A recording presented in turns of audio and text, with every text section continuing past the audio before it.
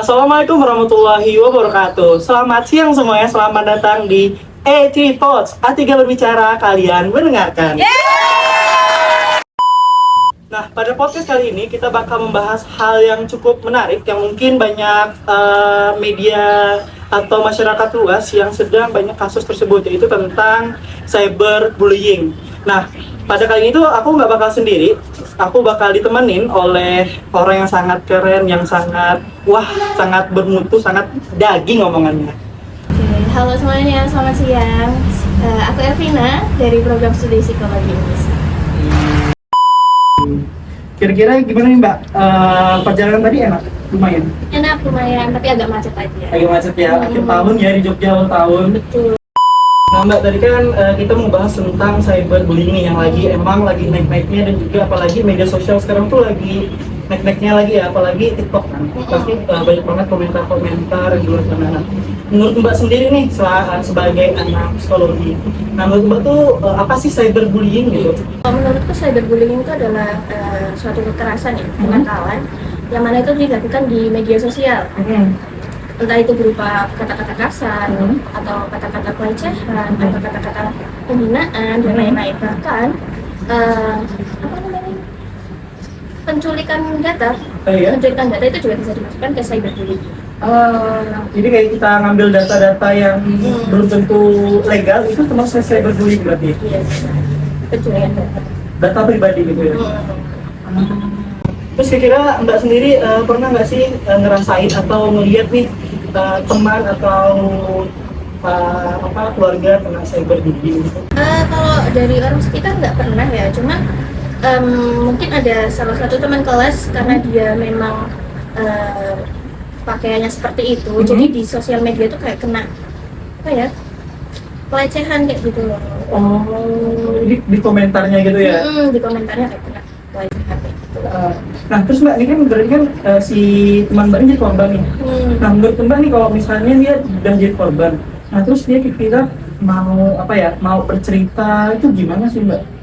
Oke, kalau misalnya dari temen ya, kan sekarang ada yang namanya konselor sebaya gitu. Jadi dia bisa cerita ke teman seangkatannya atau seumurannya kayak gitu.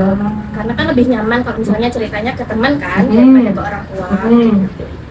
Gitu. Apalagi di Unisa juga ada kan namanya PIKM atau BLP, yang mana itu kan juga ada tentang konseling sebaya, tentang konseling sama profesional kayak gitu. Berarti itu kalau misalnya di PIKM dan tadi apa namanya? BLP. Nah itu berarti semua mahasiswa bisa itu? Iya, semua mahasiswa bisa. Jadi kalau ada masalah bisa ke sana berarti ya? Betul. Terus Mbak, ini kan berarti kan biasa itu aku pernah baca-baca dan aku dengar cerita kalau misalnya orang atau korban yang kena cyberbullying itu biasa tuh ada dampaknya gitu loh. Nah itu dampaknya apa aja sih Mbak? Kira-kira? Dampaknya pasti yang pertama ke psikologisnya ya. Entah dia nanti merasa tidak berharga, atau nanti dia merasa salah, dia merasa malu, dan lain sebagainya. Biasanya kayak gitu. Nah, dari dampak psikologis ini nanti jatuhnya ke perilakunya, jadi kayak menarik diri, terus nanti kayak nggak mau ketemu orang, nggak mau kenalan, dan lain-lain. Berarti benar dong Mbak, yang satunya kalau yang paling fatal itu bisa sampai begini. Iya, betul. Itu berarti emang di tahap yang udah keakhir banget dan depresi banget berarti gitu ya? Betul sekali. Terus kira-kira gimana sih cara kita nih buat biar cyberbullying itu gak terjadi gitu? Sebenarnya kalau anak-anak Gen Z harusnya sudah paham ya, karena kalian hidup dengan teknologi. Kalian paham cara menggunakan teknologi dengan baik, harus seperti apa gitu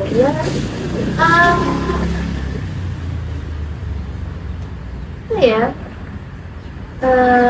Mungkin privasi datanya lebih protek datanya 2 kali merawat, atau kalian memberikan penyuluhan kepada orang-orang tua, yang mana mereka kan sebenarnya sekarang menggunakan teknologi tapi tidak terlalu banyak tahu ya cara menggunakannya seperti apa. Penyuluhan, terus apa lagi ya? Mungkin itu dulu deh. Penyuluhan, terus kita menjaga data-data kita gitu ya. Terus kira-kira sikap kita nih kalau misalnya kita dapat cyberbullying itu seharusnya itu gimana gitu? Kalau di psikologi ada namanya konfrontasi, yang mana kalau misalnya kita mendapatkan perilaku yang menurut kita itu tidak mengenakan, kita bisa langsung konfrontal kan? Ah, Kayak langsung biasanya bilang, aku nggak suka kamu kayak gini, oh, aku nggak nyaman kamu bilang kayak gini, nah, kayak gitu. Bisa langsung dikonfrontasi. Tapi kan nggak semua orang tuh bisa. langsung berani kayak gitu. Malah kebanyakan mereka malah diam dan mendem itu kan, tapi jadi pikiran kan, Iya betul. rata-rata. Terus, oke, tadi kan kita udah bahas tentang cyberbullying ya Mbak kan. Nah, kan TikTok lagi naik-naiknya nih kan tadi kan. Nah, terus aku ngeliat nih kayak banyak banget sebenarnya video-video yang memang videonya bisa dibilang kayak nggak jelas. Nah, terus aku pernah ngeliat kayak beberapa komentarnya tuh kayak ngebully gitu loh, ngebully. Nah, kayak aku ngerasa bahwa sekarang itu enak banget buat orang melakukan cyberbullying gitu dengan mudah, cuma dengan komentar kayak kok sekarang kurus sakit ya, itu aku beberapa kali pernah tuh melihat. Nah, salah satu kasus yang lumayan gede kemarin itu ada kasusnya Lulu Nuril, pernah dengar? Belum pernah sih. Nah, itu mungkin aku suka dikit ya masalah kasus Lulu Nuril ini. Tadi aku sempat baca-baca sedikit. Nah, jadi itu Lulu Nuril ini dia beli sebuah obat di apotek. Nah, dan yang lainin dia tuh ternyata siswa yang lagi PKL. Nah, siswa yang lagi PKL kan mereka lagi masa belajar nih. Nah, jadi itu ada mengalami miskomunikasi masalah stroke. Nah, jadi akhirnya karena ada miskomunikasi tersebut, hasil Nuril ini kayak marah-marah gak jelas gitu loh. Nah, dan dia pun marah-marah dan kayak nggak cuma marah-marah, tapi dia juga ngerekam si korban. Terus akhirnya diupload di TikTok. Nah, itu kan setelah diupload di TikTok, kan akhirnya video itu booming, lumayan gede, bahkan sampai dibawa ke polisi gitu. Nah, setelah video booming akhirnya Lulu Nuril ini kayak dikomentarin gitu kan, karena menurut netizen nih kayak berlebihan si Lulu Nurilnya gitu. Terus gara-gara video ini si siswa ini itu tuh malah dia merasa malu, dia kayak nggak berani show off tentang dirinya di depan orang, karena dia merasa malu karena dianya viral dengan hal yang gitu gitu Mbak. Dan ternyata benar juga dampak yang Mbak bilang tadi itu bisa psikologi mereka. Akhirnya dia nggak berani untuk ke depan gitu, maksudnya dia nggak berani ke meja resepsionis untuk melayani, jadi dia lebih milih kerja yang di belakang. Nah, terus menurut Mbak ini gimana tuh kasusnya gitu? Sebenarnya karena cyberbullying itu kan nomornya ya. Tapi kenapa yang terkena dampaknya siswanya? Yang dari aku baca sih karena si siswanya ini malu karena udah viral, karena dia viral dimarah-marahin gitu.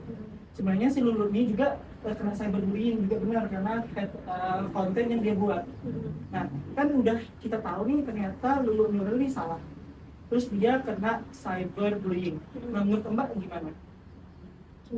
Jadi maksudnya dia melakukan salah karena mengupload tersebut, gara-gara uploadan tersebut artinya dia kena cyberbullying. Nah, menurut Mbak yang salah ini siapa dan kayak mengapa gitu? Menurutku yang salah ya jelas pasti yang mengupload ya, mereka udah mengupload, karena sebenarnya itu adalah masalah yang bisa diselesaikan dengan damai.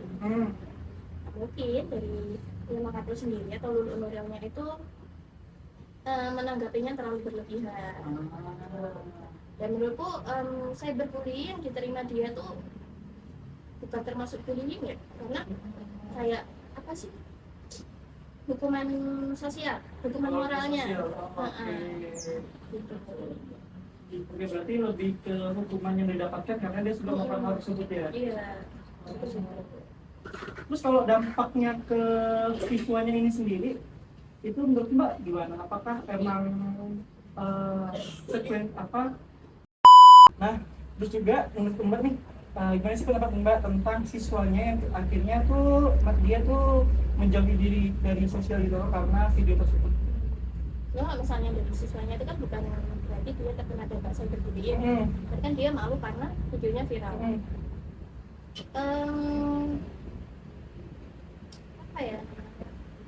eh, ya itu menurutku wajar ya, karena kan sebenarnya yang dia lakukan itu tidak salah, tapi yang diviralkan itu tidak seperti kenyataan pada aslinya, makanya dia menjadi malu dan lain-lain. Oh, jadi itu nggak termasuk dalam cyberbullying berarti ya? Iya, tidak, karena yang kena sebenarnya yang kena cyberbullying kan Si Luluk Nurilnya ya. Iya. fun fact yang serunya, ternyata si suaminya Lili Nuril pangkatnya dicabut Wow. gara-gara kasus tersebut. Karena nggak cuma itu sih sebenarnya, karena ada beberapa konten dia yang kontroversial juga. Sempat yang lumayan naik juga kemarin. Itu gara-gara itu akhirnya pangkat si suaminya dari polisi itu dicabut. Sebenarnya masih banyak lagi sih ya aku ngelihat cyberbullying. Ini Mbak tahu ini nggak sih Uni Bakwan? Apa itu? Itu ada sebuah tiktokers, content creator, dia tuh berjualan bakwan. Nah dia tuh punya kelainan genetik, dia tuh kayak dia udah dewasa tapi badannya masih kecil. Oh. Jadi tuh kayak akhirnya dari situ tuh banyak banget tuh yang komentar uangnya yang lucu-lucu.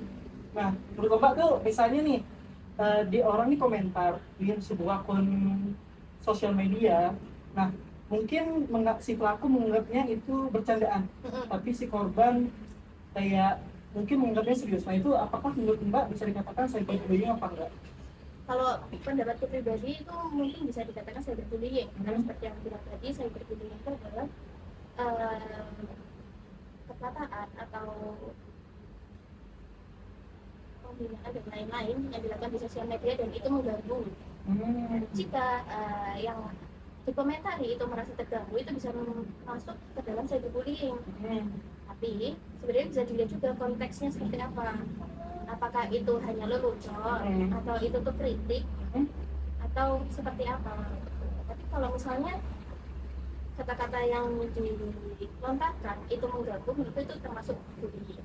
Berarti kita balik lagi ke si korbannya, apakah dia merasa itu sebuah bulian atau malah merasa itu sebuah bercandaan gitu. Oke. Terus mungkin udah cukup untuk sesi diskusi kita kali ini. Mungkin tadi itu kami sempat buka sesi Q&A nih di Instagram. Nah ada beberapa pertanyaan yang bakal diajuin dari tim kita. Mungkin boleh pertanyaan salah satunya. Yang lagi? Ada ini dari Mbak Sugirhito, katanya ini, apa perbedaan dampak antara cyberbullying yang dialami laki-laki dan perempuan? Itu sama atau beda? Menurut dari psikologi nih, karena kan psikologi dari laki-laki dan perempuan karakteristiknya yang mungkin aku secara umum tuh pasti beda ya. Nah menurut Mbak tuh gimana? Maksudnya? Sebenarnya kembali ke pribadi masing-masing menanggapinya. Kalau misalnya cowok itu lebih cuek ya, sama kayak gitu, itu lebih capek ya, tidak ada percaya. Karena biasanya nggak bawa perasaan kan? Kalau misalnya cewek itu bisa bete, mas, segala macam. Mungkin apa tadi? Dampak ya? Iya, dampaknya. Dampaknya. Tapi fun fact yang lebih banyak bunuh diri itu laki-laki. Oh iya? Karena laki-laki tidak bercerita. Oh iya betul, lelaki tidak bercerita. Pantesan lelaki tidak bercerita tapi dia langsung loncat dari itu. Iya. Ya tapi aku juga itu pernah dengar itu cerita itu. Karena beberapa dia baca benar katanya kayak gara-gara dia nggak bisa meluapkan si emosinya. Iya benar. Akhirnya malah jadi ibaratnya bom. Ya, bom waktu. Akhirnya dia meledak. Dan karena dia meledak, akhirnya karena tubuhnya nggak kuat, akhirnya kayak gitu kan akhirnya. Kalau laki-laki mungkin dampaknya lebih panjang ya. Berarti dampaknya ke depannya gitu ya. Kalau cewek kan ini cerita di situ. Tuh. Oke, berarti kesimpulannya tadi tuh. Oke, lanjut. Ini ada satu pertanyaan lagi yang terakhir mungkin. Apabila seseorang mendapat cyberbullying dari pelaku yang sangat parah dan memutuskan untuk melawan balik dengan memberikan berbagai kata-kata yang seharusnya tidak pantas untuk diucapkan dan berkesan menjatuhkan harga diri pelaku, apakah dapat dibenarkan untuk tindakan korban untuk membela diri sendiri yang seperti di contoh dari Isan tadi? Dia ingin dia membela dirinya. Jadi ibaratnya gini loh Bang, aku pernah cyberbullying, aku dibully. Terus dengan dengan penggambaran itu apa membuli orang tua balik gitu? Kalau secara tindakan tidak bisa dibenarkan, walaupun niatnya adalah membela diri, karena ada undang-undangnya kan. Iya. Nah, lebih baik pakai jalur hukum, itu lebih aman. Oh iya, berarti kita kayak ya, ibaratnya kayak ambil bukti terus kita laporkan gitu ya? Iya, kayak gitu. Karena kalau misalnya kita balik bully, maka kita juga kena. Iya, balik ke kita lagi kan? Berarti kita ibarat tuh kayak kita sama aja kayak mereka ya sih, Benar. melakukan hal yang sama ke diri juga gitu kan? Oke, mungkin udah selesai. Oke, mungkin untuk podcast kali ini mungkin udah selesai, kita udah lumayan banyak banget ngobrolnya, udah lumayan panjang banget. Mungkin di sini aku dapat banyak banget cerita, baik banget pengetahuan yang mungkin baru diketahui. Mungkin terima kasih untuk Mbak Elvina udah jauh-jauh dari Pakem untuk turun ke Jogja. Terima kasih banyak atas waktu dan kesempatannya dan ilmu yang sudah diberikan. Dan mungkin terima kasih untuk kalian semua yang sudah menyaksikan video kali ini. Nah, mungkin cukup sekian video dari podcast kami.